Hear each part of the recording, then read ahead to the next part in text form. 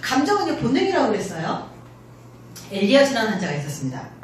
엘리엇이라는 환자는 다마지오라고 하는 뇌 의사가 다마지오라고 하는 사람을 통해서 감정이라는 거의 기능을 알게 됐는데, 이게 1970년대 얘기예요. 한 명이 딱 와가지고 뇌종양이 생겨서 수술해야 되는데 뇌종양 수술을 하기로 했습니다. 근데 그 당시에는 뇌 지도가 안 돼 있어서 여기를 잘못 수술을 하면 죽을 수도 있거나 아니면 반신불구가 될 수가 있거나 청각 장애가 올 수가 있거든요.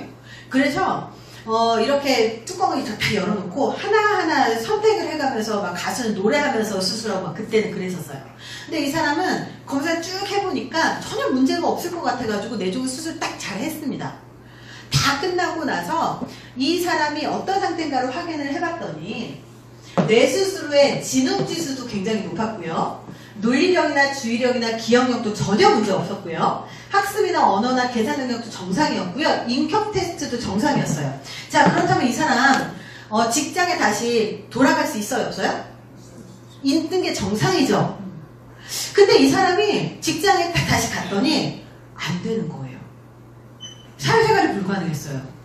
왜 불가능했냐면 1, 2, 3, 4 차례대로 하는 것도 순서대로 파일 정리하는 것도 못했고요. 그리고 이 사람이 뭔가 순서대로 중요도에 따라서 하는 것도 못했고요. 아무것도 못하는 거예요. 의사결정이 안 되는 거예요. 그래서 대체 이 사람이 왜 그럴까? 사실 이 사람 이혼도 했습니다. 왜 이혼했냐면 자기가 갖고 있는 전 재산을 투자를 해가지고 주식 투자를 해가지고 이걸 다 날려먹었고요. 그리고 직장생활도 정상적이 아니니까 이제 회사도 잘렸고요. 그리고 집안 다 이제 재산이 없고 다 말아먹었으니까 이제 이혼도 하고요. 좀 이상해졌어요.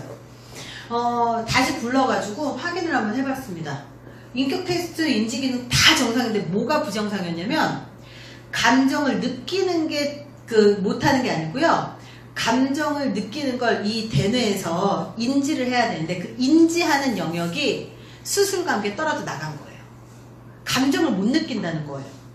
그 얘기는 감정을 못 느끼는데 이 사람이 뭘 못했다고요? 아주 사소한 의사결정 못했다는 거예요. 그래서 이 수술을 통해서 되게 중요한 게 뭐가 발견됐냐? 인간의 감정은 사람의 의사결정을 담당하는구나 가 발견이 된 거예요. 여기 계신 분들 감정이 별거 아닐 것 같지만 사실은 감정은 의사결정을 담당하기 때문에 굉장히 중요한 영역이라는 거예요.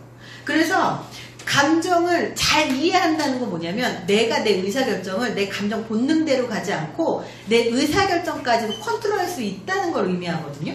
그래서 감정이 본능입니다. 그래서 감정이라는 게 근뇌, 중뇌, 대뇌 중에서 근뇌는 이제 호흡이나 생명에 관련되어 있는 뇌 기능에서 가장 안쪽에 있습니다.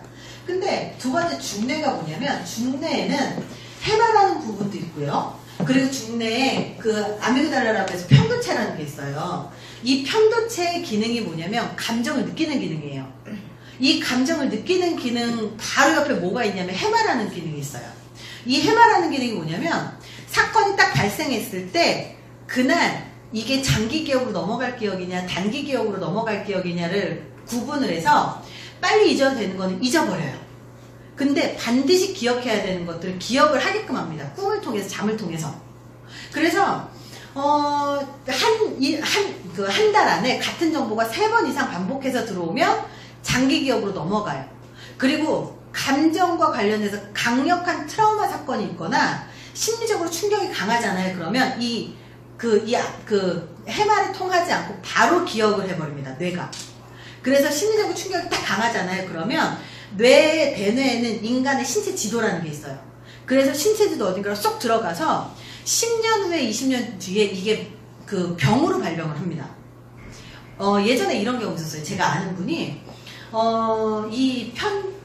갑상선 암에 걸리신 거예요. 지금은 요거 별거 아니라고 하지만 암은 암이에요. 그쵸? 갑상선 암에 걸려서 이분의 이제 심리치료를 좀 도와드렸어요. 그랬더니 어떤 사건이 나왔냐면 이분이 아주 아이가 어려서 둘이 지금 나이가 40이 넘어요. 자식들이. 근데 아이가 하나는 3살 때 하나는 임신기에 시아버지가 맨날 술을 드신 거예요. 맨날 술만 드시고 막 그러는 거예요. 그래서 집에 돈도 없는데 자꾸 탕진하시고 그러니까 한 번은 이 며느리가 애들이랑 이렇게 가가지고 아버님한테 이렇게 막 부탁을 드릴 때 아버님 술 좀 그만 드시고 좀 그렇게 하시면 안 돼요. 그랬더니 시아버지가 무딘 칼이었지만 옆에 있는 칼을 딱 들고 며느리 목에다 딱 칼을 들이대면서 네가 지금 너 시아버지를 뭘로 보고 그렇게 하는 거냐고 그렇게 했다는 거예요. 그 심리적 충격이 굉장히 강했던 거죠. 그 당시에. 되게 재미있게도 이 심리치료를 하는데 그 장면이 딱 떠오르는 거예요. 그게 딱 그 위치였답니다. 칼이 다 대져 있는 그 위치였답니다. 시아버지는 돌아가시고 그분이 나이가 60이 넘으셨거든요. 이제 암으로 발령이 된 거예요. 이렇게 무의식의 힘이 굉장히 무서운 겁니다. 그래서 강력한 것들은요, 빨리빨리 더 치료를 해주셔야 돼요. 이런 감정적인 해소를 통해서. 그래서 이런 무의식적인 것들이 굉장히 강하기 때문에 기억하시고, 또 하나가 대뇌 부분인데, 이 대뇌가 보면 이 근뇌하고 대뇌 사이에 뭐가 있어요? 중뇌가 있어요. 그 얘기는 모든 의사결정은 이 중뇌, 감정이 다 합니다. 근데 중간에 있다는 얘기는 감정이 막 올라오잖아요? 그러면 중간에서 행동뇌하고 대뇌에 있는 중간에 의사결정 라인을 딱 끊어버려요. 감정이. 그래서 감정이 막 올라와 있을 땐 무슨 그 의사결정을 하던 잘못된 의사결정을 해요. 꼭 후회하죠? 그래서 이 감정이 막 올라왔을 때는 반드시 한 가지 작업을 해야 돼요. 이 감정을 정리하거나 평온하게 해주거나 그것들을 정리를 좀 하는 작업을 한 다음에 생각뇌가 제대로 불이 들어왔을 때 그걸 판단해야지, 내가 막 열받아서 했을 때 그 무슨 행동을 하면 그건 다 뭐예요? 후회한다는 얘기입니다. 그래서 감정이 의사결정을 하지만 결국은 감정이 가는 대로 하게 되면 후회한다는 얘기입니다. 그래서 감정이 본능이기 때문에 이 감정을 이제 이 네 가지로 하는 이유는 영어권에서 나오는 사용된 단어를 모두 뽑아서 이 네 가지 카드로 다 했어요. 근데 이 카드를 하면서 한 가지 되게 재미있는 거는, 카드 다 보시죠? 쭉 훑어보면서 감정 카드 다 보시죠? 그러면서 감정 카드를 읽는 그런 연습이 됩니다. 왜 감정 조절 안 되는지 아세요?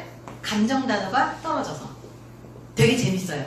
감정을 느끼지만 감정 단어가 떨어져서 이 감정 조절 못 하거든요. 그래서 카드를 보는 것만으로도 충분히 훈련이 됩니다. 그래서 카드 많이 볼 수 있게 훈련을 해드릴 거고요. 일단 감정 카드는 좀 정리를 한번 하고 쉬었다가 우리의 이제 생각 체계에 대해서 한 번 더 이제 가볍게 하고 진행을 좀 하도록 하겠습니다. 쉬었다가요. 지금 55분이죠? 맞나요? 쉬었다가 5분에 시작하도록 하겠습니다.